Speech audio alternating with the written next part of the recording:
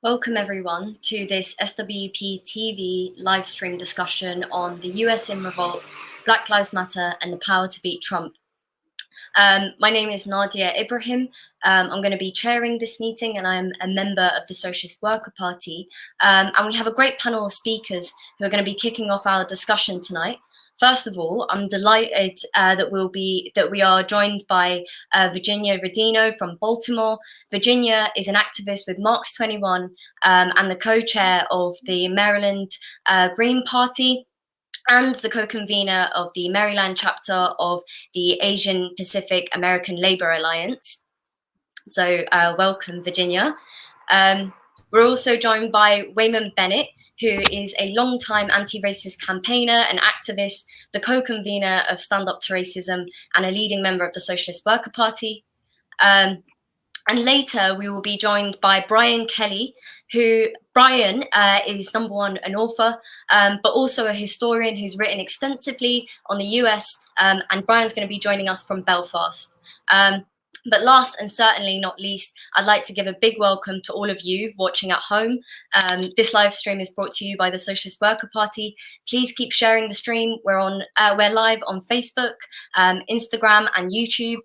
Wherever you're watching from, give this a share so we can reach more people and widen out this important discussion. Important because actually right now is a pivotal moment when it comes to the struggle in the United States. You know, the Black Lives Matter movement is showing no signs of slowing down, especially after the shooting of 2 Black men recently by the police. But at the same time as well, actually, the US election is fast approaching and it's giving rise to big questions around the country, around what the country will look like after November. On that, I want to come to Virginia first. So, Virginia, you're an activist in Baltimore and a member of Marks 21 in the United States. You know, it's 3 months on since the murder of George Floyd, and we've seen the return of Black Lives Matter to the streets of Wisconsin and elsewhere. What can you tell us about the recent episode? Well, thank you very much, first of all, for having me here, and I'm glad to be joining this panel again with Weyman and Brian.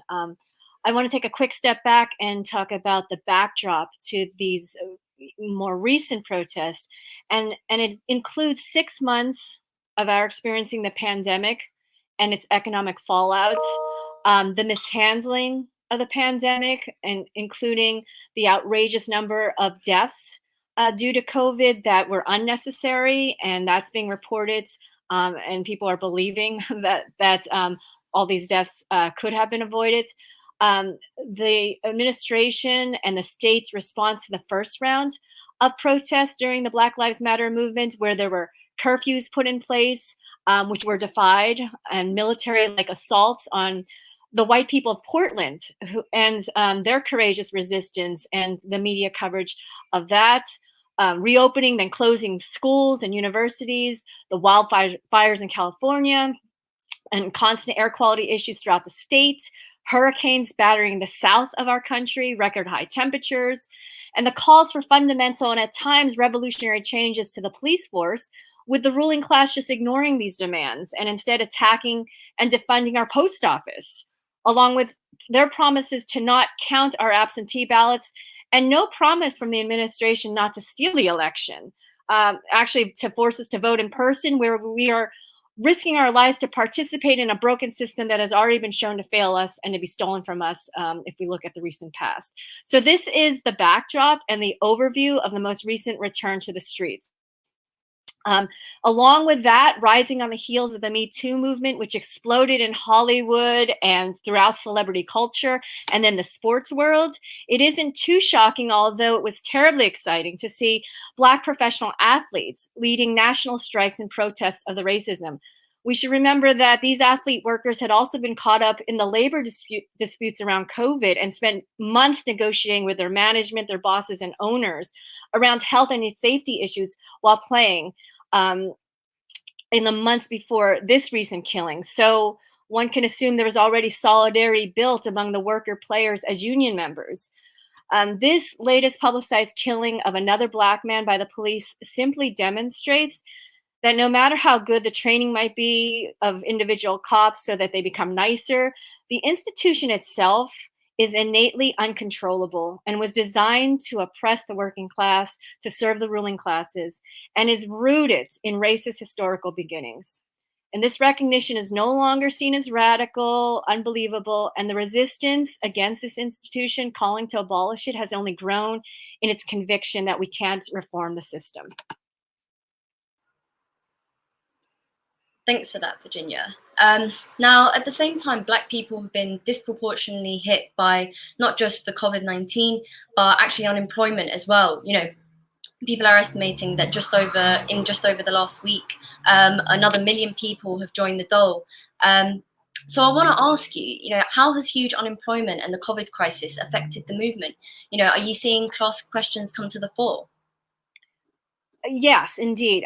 I mean, for all the aforementioned reasons I just mentioned, where climate injustice, reopening schools, inadequate health systems, and the current police state disproportionately impacting the working class and poor people of color, the movement for Black Lives is showing itself as a movement of the working class.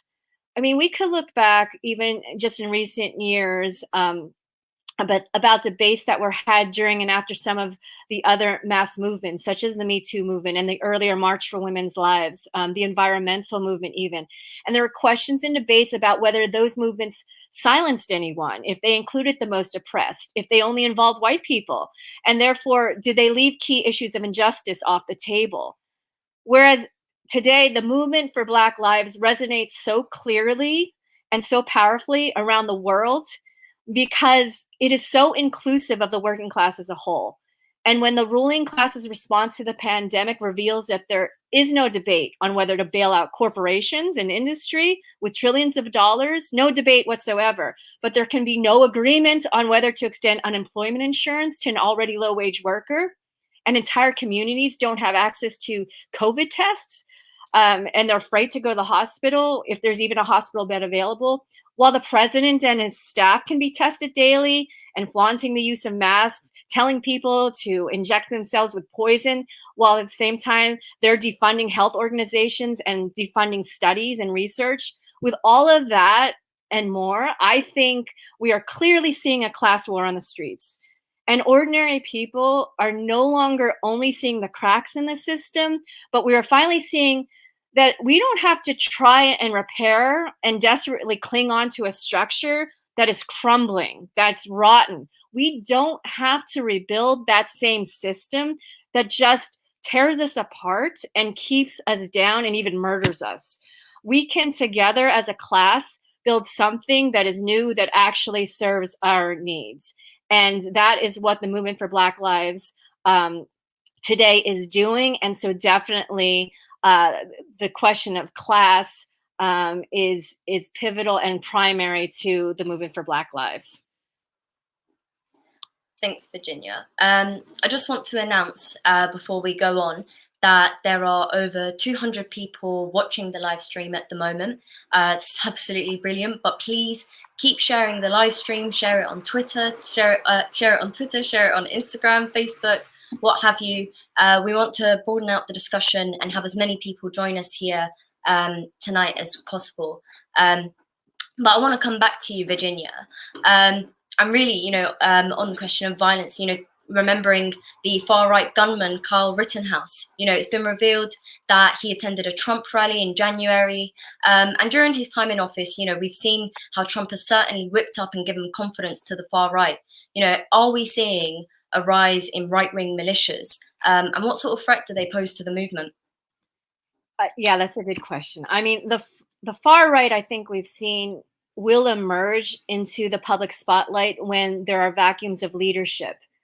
And without any true moral compass given by the ruling classes of either party, that's when the far right will emerge and will try to kind of take over and seep into our consciousness. But our movement is strong, and it is responding to the attacks by the right wing with strength and political and moral conviction. But our challenge, I think, as a movement is not to be lulled into thinking that Trump created white nationalism and that the violence that they bring onto the rest of us is due to like one person. And if we can only get rid of him, the individual, that white nationalism will disappear, and we'll have justice and peace. So I think we have to be prepared for the white nationalists to adapt to a Biden presidency. So if Biden wins, they will adapt, and they won't be attached to one racist in the White House whom we can all target. They may grow more diffuse, more fluid, and grow into a presence that says, we are the alternative to the swamp in DC. And so we can see that someone like Biden acquiesces and moves more and more to the right, as politicians do, so that conservatives and the rest of us will be pulled more to the right as well. Unless there is a powerful counterforce on the left that does provide the real and actual alternative.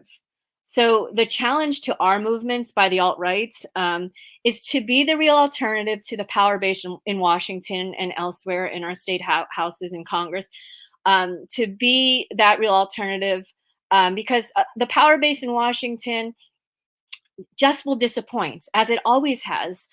It will deflate our movements. It will aim to deactivate our movement. And if we do not put forth the real viable solutions that working class Americans believe in and see as an attainable goal, and understand that we are the key to that solution, as opposed to a politician who says they will do everything for us, then the alt-right becomes that viable solution, unless we do this, unless we become the solution. So that's our challenge, to show workers that our true power is as workers and as active citizens in the streets, taking what is ours, and not as voters who give up our power to an electoral party that only takes our votes and gives us really nothing but misery and broken promises in return.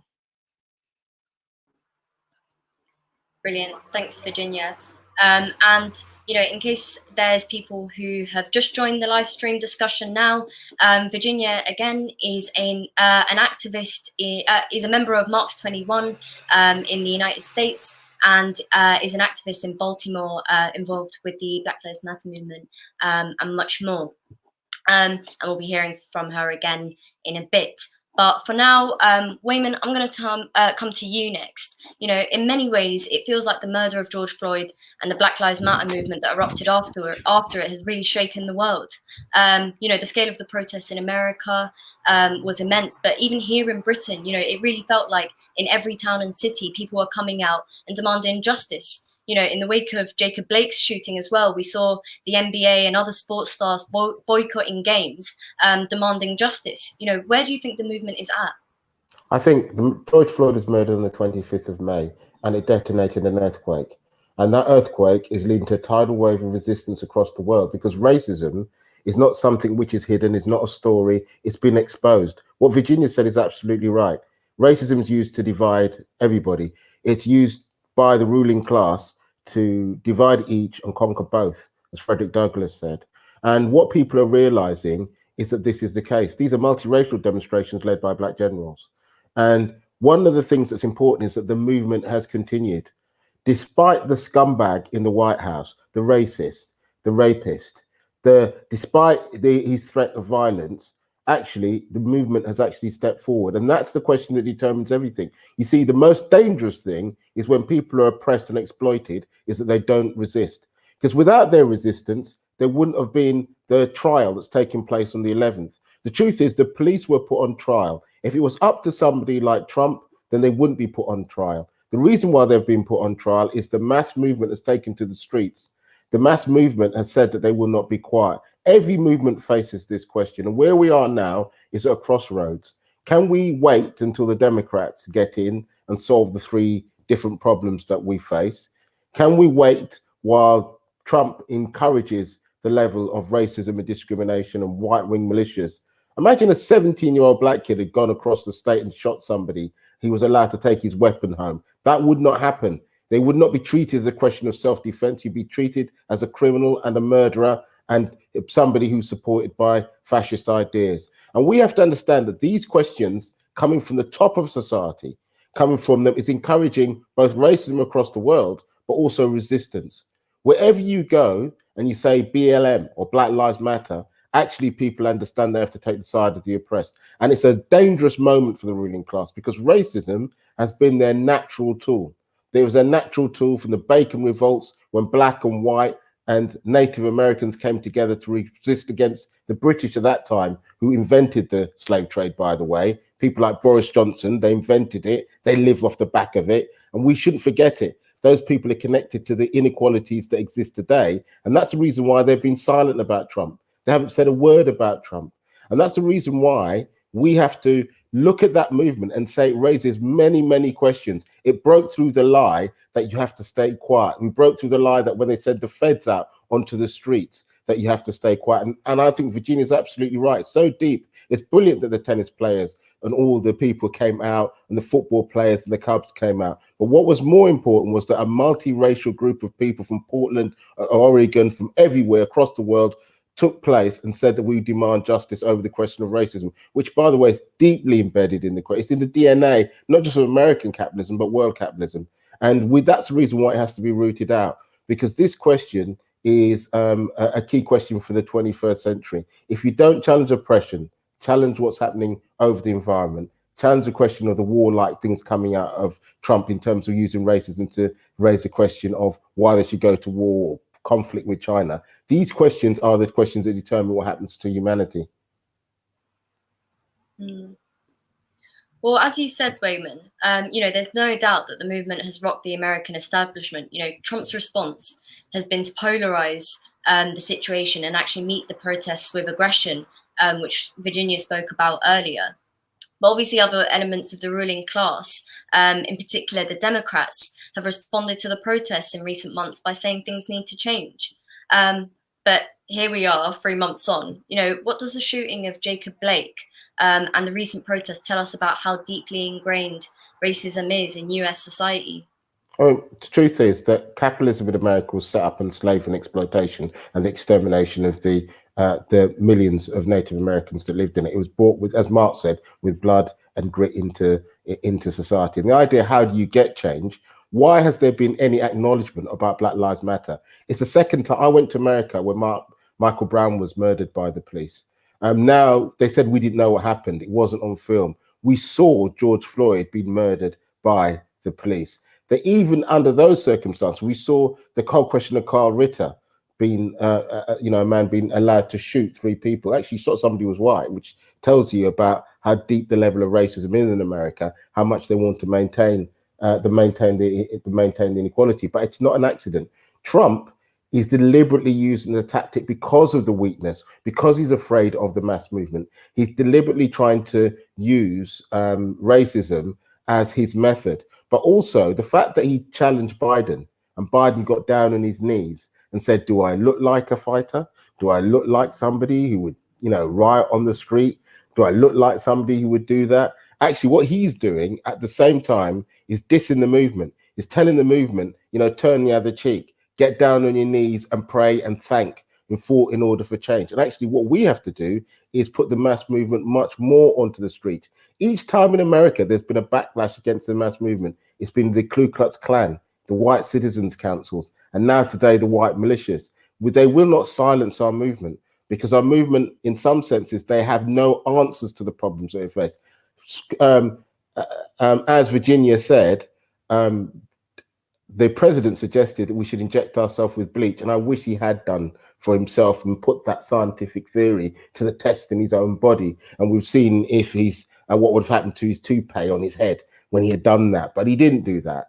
And that's the reason why I say now that when you see those demonstrations taking place in the street, it's done something else. The police are not just seen as agents of maintaining law and order.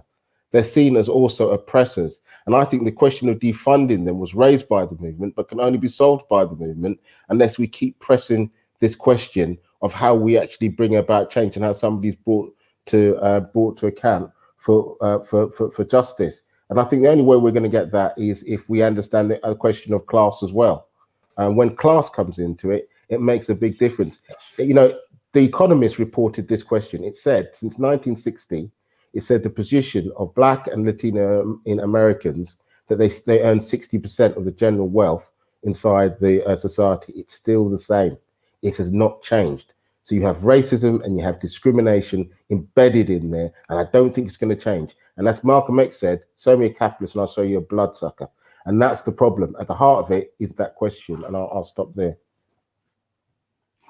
Thanks for that, Weyman. And for those of you who've just joined our live stream discussion and missed the introductions, Weyman Bennett is the co-convener of Stand Up to Racism, a long-time anti-racist campaigner and a leading member of the Socialist Worker Party.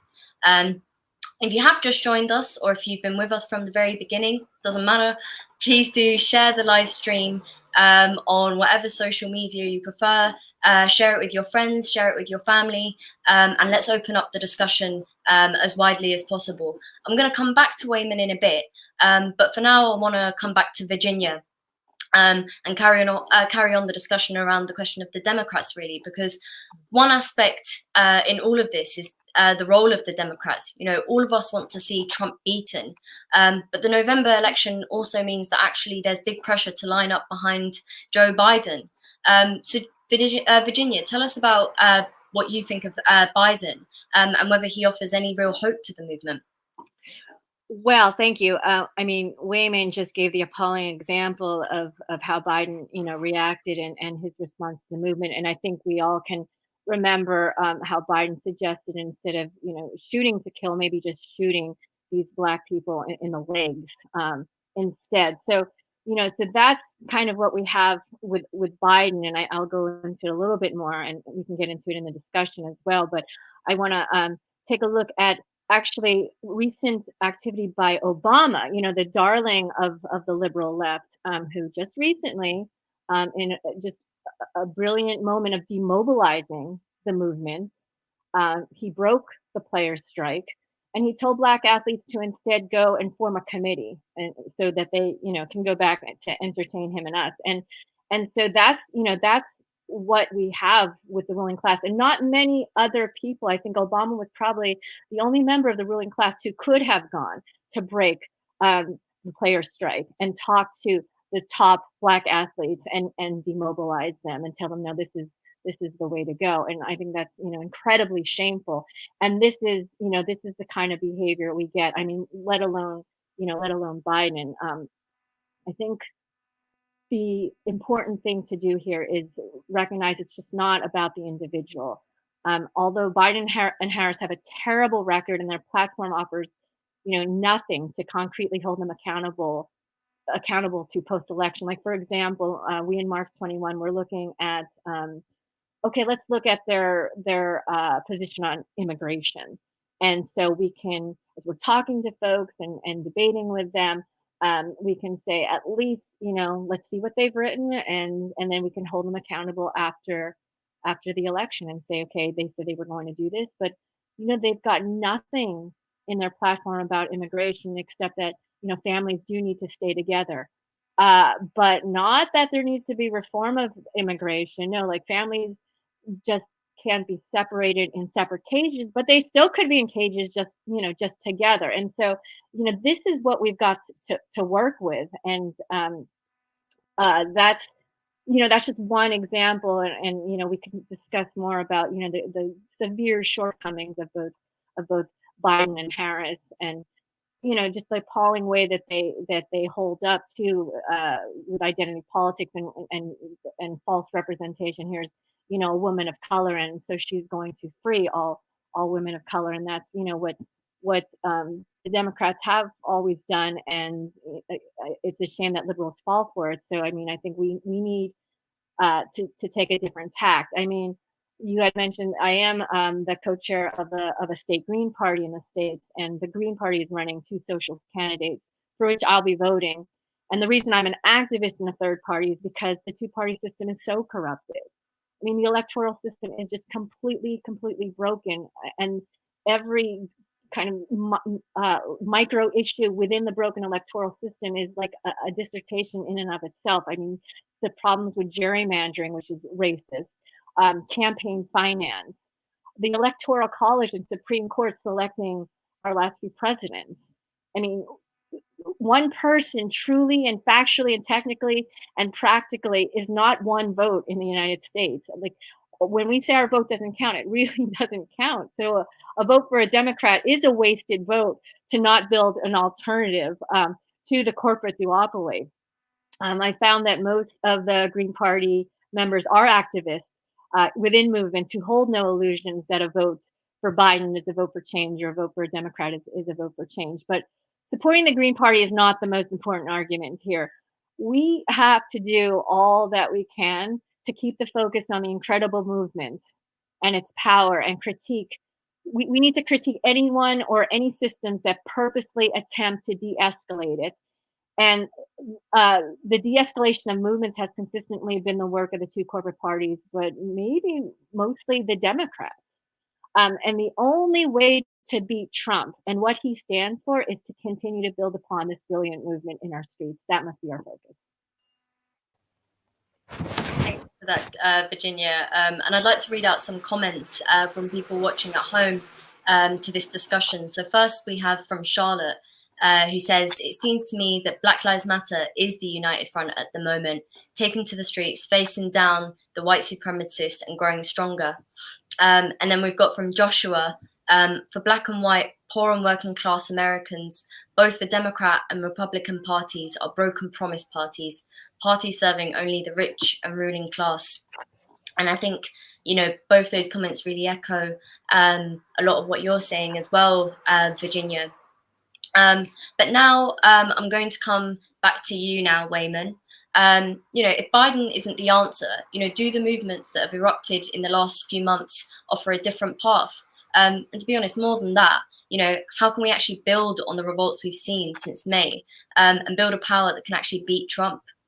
I think the history of the movement is that it has to also take to the streets, but also connect with the struggles that have taken place, like the Chicago teachers that have taken place. I mean, there was a question asked by Bernie Sanders. He said, "Why should you tolerate a system that privileges the profit, making activities of a tiny minority over humanity?"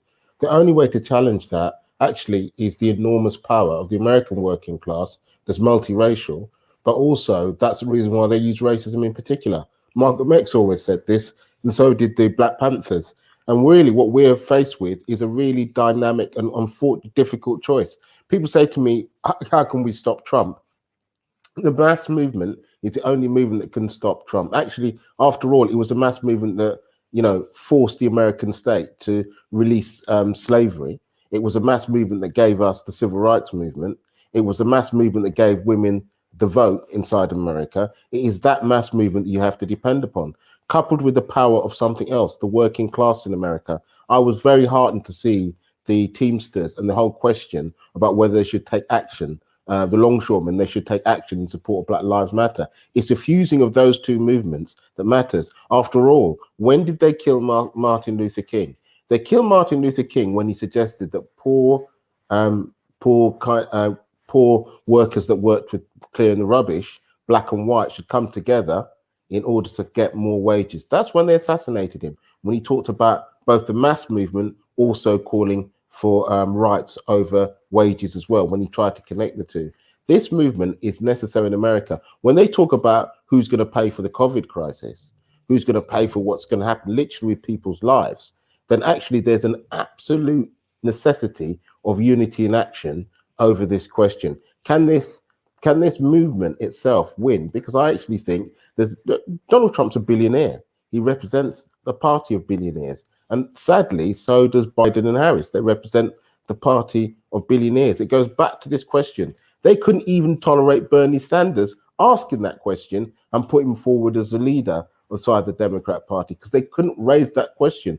Therefore, we have to go to the streets. Therefore, we have to work inside the workplaces. And literally, if we don't do this, it's a matter of life and death for those communities. Because in order to do that, they consistently use violence, whether by militias or by the police, to maintain the order. They always have done, and they always will do. And that's the reason why we have to have confidence when multiracial people come out and fight together, then we are fighting for a better society. And I don't really think there isn't a choice in there. The American Democrat Party was the party of slavery. It changed its face, but in reality, they were the party of the Dixiecrats. I still think this duality exists there, and we just have to accept it, although it's a difficult thing to accept. And the only way to change that is by revolt, struggle, and change. That is the only method that's available to us. Thanks for that, Weyman. Now, I've got a question for both you and Virginia, and I'm interested to hear what you both have to say on this. But before we continue, I just want to remind everybody again to share the live stream on Facebook, on Instagram, however you can. Let's open out the discussion and have more people joining us. But back to the discussion at hand. I want to turn first to Virginia. So, Virginia, is there anything you think we can learn from the 1960s and the 1970s when the movement and the struggle against racism and all sorts was confronted by serious violence from the states? In particular, in this period, they killed and assassinated Martin Luther King and Malcolm X, and did the same to the Black Panthers, absolutely decapitating the organization. What can we learn from those previous struggles and apply to the situation today? Well, I think we now have like 5 decades of recognition and experience of how the ruling class operates and how they turn things, against us. So we see Trump today saying law and order, and that was the main focus of the RNC, and that is now his position and his main platform, because he didn't really have a great cohesive one before these recent protests. So we have to stand up to that and say that, question, what does it mean to have law and order? What does it mean to have safety in our streets? What is the reimagining of what it means to be safe and secure? And is it with, the state militias in our streets? Is it these curfews? Is it with tanks rolling down and shooting us with water cannons and pepper spray and beating us? And we can see on video, these same police letting, the white murderers just kind of walk away. Even now, last week, we can see this. And yet we're still, arresting, assaulting, and killing Black people. So I think, there's 50 years of cynicism and now questioning the status quo and what the ruling class is doing. So we have that experience and knowledge to build upon. And what we can't do is turn against ourselves. And instead of critiquing tactics within the movement and in a really hostile way, and cutting off our noses to spite our face and targeting parts of our own movement, I think the spotlight needs to be kept on the ruling class, the Trump administration, and how they use our fund, the way we fund our police force, how they use our taxpayer-funded police force against us. So I do think that the calls to abolish the police and how there have been many real successes across the United States around that is truly revolutionary. And so with that question in mind, I mean, we are questioning what really is violence and who is violence and who is creating the violence. So I think we've learned that. And so the key is to not be hostile against parts of our own movement and cut ourselves down. And we have to keep that focus on the violence of the state. So that's an answer in part, but I can also come back to. Thanks for that, Virginia. Sorry, Weyman, carry on. I'd like to hear your answer to that question as well. The truth is that it's the birthday of Fred Hampton, and one of the founding members of the Black Panther Party, and he argued why you needed a separate revolutionary party to challenge all injustices, to challenge women's oppression, to challenge the injustice of international equality. Unfortunately, they did murder Fred Hampton. They shot him down when he was inside his bed. But he did leave an important legacy. He talked about the need for independent working class organization. I mean, one of the things that we've learned is that he wasn't sure if you needed a multiracial revolutionary party. I think the lessons of the BLM movement, the Black Lives Matter movement, demonstrate why you need a multiracial movement. Also, the Dodge Revolutionary Union movement that was founded around Detroit showed that when you connected that to the power of the working class, they faced less violence. When they threatened strikes, they faced less violence from the police, because what the capitalists care about is how much money they make and what they can control.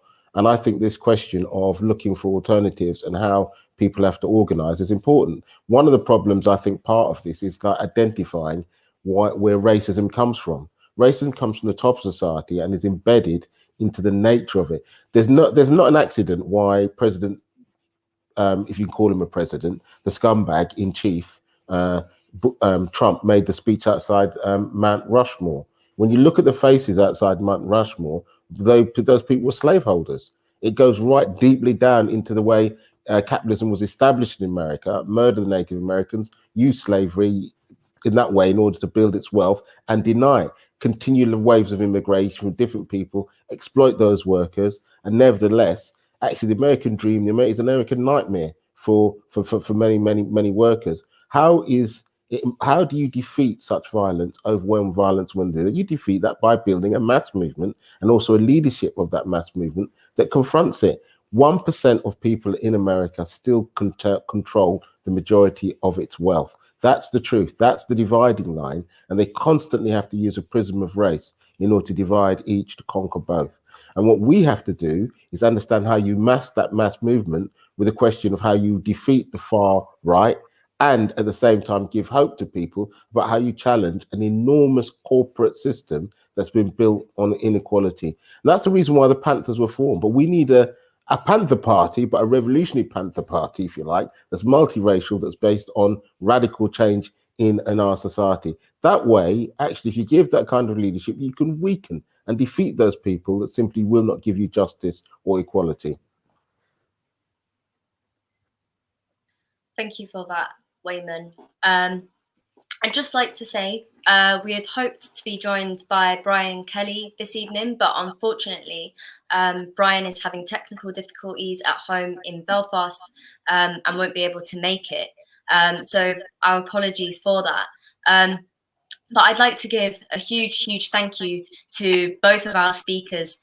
Virginia Rodino, who's joined us from Baltimore, a massive thank you to you.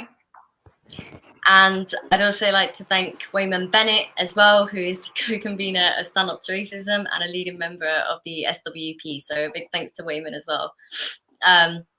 And thank you to everyone at home for joining us with that discussion, sending in your comments, sharing the live stream. I think it's been a very useful and important discussion to have at this particular time. And really, I want to leave you with two things. First, is to say, please check out Bookmarks, the Radical Bookshop, for books not just by the likes of Brian Kelly, which are absolutely amazing, but all sorts of other radical authors and thinkers. Don't give your money to Jeff Bezos and get your books from Amazon. Support a radical independent bookshop and and arm yourself with the ideas and the politics to change the world. But talking about the politics to change the world, I'd also like to invite you to join the Socialist Worker Party if you're not a member. You heard not just radical politics here this evening, but a radical vision for the alternative that we can live in and experience. And so, if you want to be a part of fighting for that alternative world, alternative society, then join the Socialist Worker Party and fight with us together. But in the meantime, glad that the Facebook Lives are back, and hopefully we'll see you again soon. But for now, stay safe, stay socialist, and solidarity to you all.